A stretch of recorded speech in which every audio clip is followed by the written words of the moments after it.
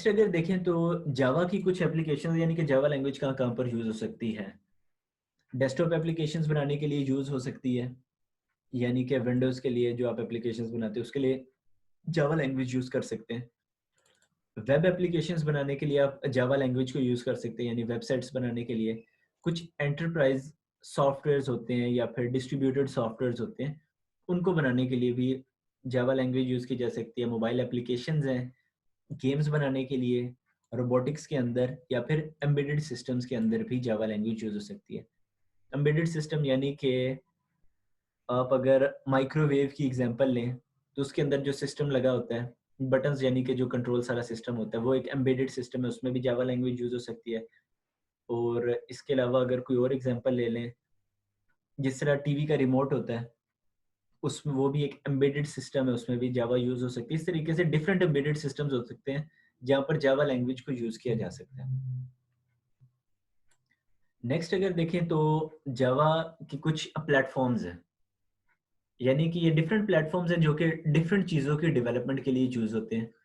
सबसे पहले देखें तो जावा स्टैंडर्ड एडिशन है। स्टैंडर्ड एडिशन के अंदर जो मेन या फिर कोर जावा की लाइब्रेरीज़ होती हैं, वो होती हैं। एंटरप्राइज़ एडिशन के अंदर यानी कि एंटरप्राइज़ एप्लीकेशंस बनाने के लिए यूज़ होता है। इसके अंदर एंटरप्राइज़ या डिस्ट्रीब्यूटेड सॉफ्टवेयर्स बनाने के लिए जिन लाइब्रेरीज़ की ज़रूरत होती है, वो भी इसमें इंक्लूडेड होती हैं। फिर उसके बाद माइक्रो एडिशन है।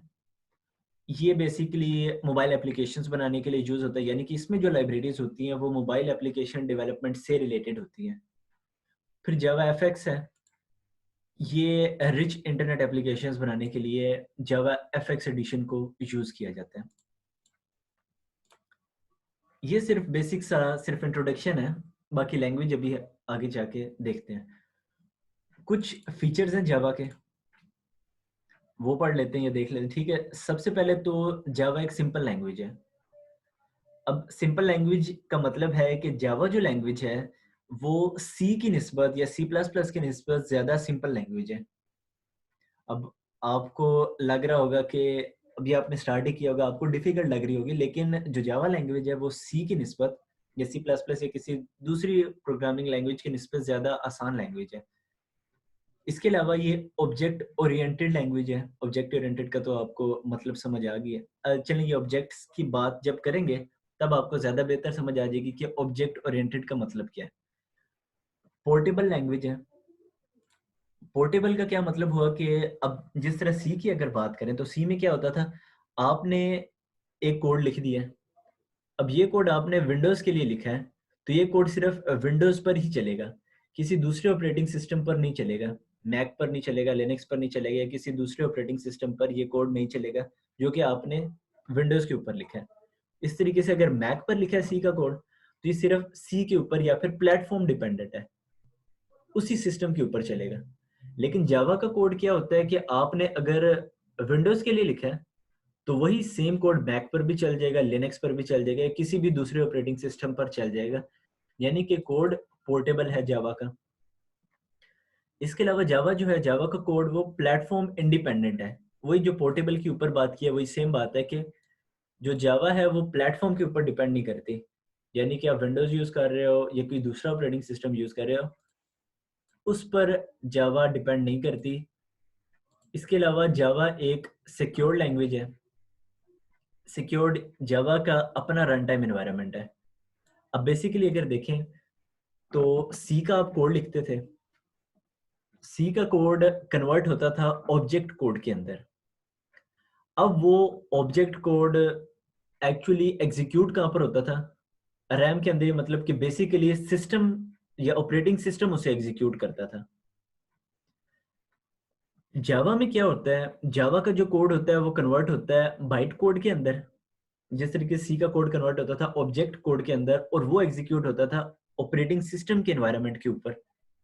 जो जावा का कोड होता है वो कन्वर्ट होता है बाइट कोड के अंदर। अब इसके बाद क्या होता है, ये बाइट कोड जो है वो ऑपरेटिंग सिस्टम के ऊपर नहीं एग्जीक्यूट होता, ये एग्जीक्यूट होता है जावा वर्चुअल मशीन के ऊपर, जिसको जेवीएम भी कहते हैं। यानी कि जो आपने कोड लिखा है हाई लेवल लैंग्वेज के अंदर, वो जब कंपाइल हुआ है तो कन्वर्ट हो गया बाइट कोड के अंदर। अब ये byte code directly operating system के एनवायरनमेंट पर नहीं एग्जीक्यूट हो रहा, बल्कि ये एग्जीक्यूट हो रहा है जावा वर्चुअल मशीन या फिर जेवीएम भी इसे कहते हैं, इसके ऊपर एग्जीक्यूट हो रहा है। तो इसलिए इसे एक सिक्योर्ड प्रोग्रामिंग लैंग्वेज भी कहा जाता है। इसके अलावा रोबस्ट लैंग्वेज है, इसमें गार्बेज कलेक्शन होता है, एक्सेप्शन हैंडलिंग होती है और इसके अलावा और भी कई चीज़ें होती हैं जो कि इसे रोबस्ट लैंग्वेज बनाती है। ये एक्सेप्शन हैंडलिंग और गार्बेज कलेक्शन के बारे में जब टॉपिक आएगा तो उस वक्त डिस्कस कर लेंगे। इसके अलावा जावा एक आर्किटेक्चर न्यूट्रल लैंग्वेज है।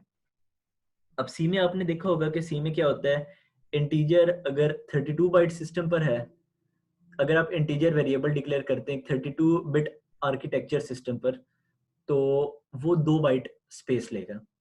अगर आप इसी तरीके से 64 बिट सिस्टम के ऊपर इंटीजर वेरिएबल डिक्लेयर करते हैं तो वो 4 बाइट स्पेस लेगा। मतलब कि आर्किटेक्चर के ऊपर डिपेंड कर रहा है आपका जो सी लैंग्वेज है। लेकिन जो जावा लैंग्वेज है वो आर्किटेक्चर न्यूट्रल है। इसका मतलब है कि अगर आप इंटीजर डिक्लेयर करते हो जावा में, 32 बिट सिस्टम है या 64 बिट सिस्टम है, वो हमेशा 4 बाइट का ही रहेगा। जावा एक आर्किटेक्चर न्यूट्रल लैंग्वेज है।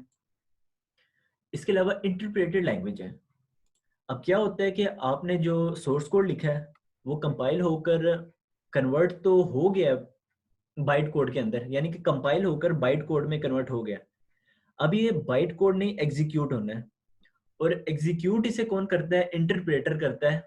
यानी कि ये line by line byte code को एग्जीक्यूट करता है। जिस तरीके से इंटरप्रेटर कोड को एग्जीक्यूट करता है, उसी तरीके से जो जेवीएम है वो इंटरप्रेटेड वे में बाइट कोड को एग्जीक्यूट करता है। यानी कि जावा को अगर देखें तो ये कंपाइल्ड भी होती है और साथ साथ इंटरप्रेटेड भी होती है।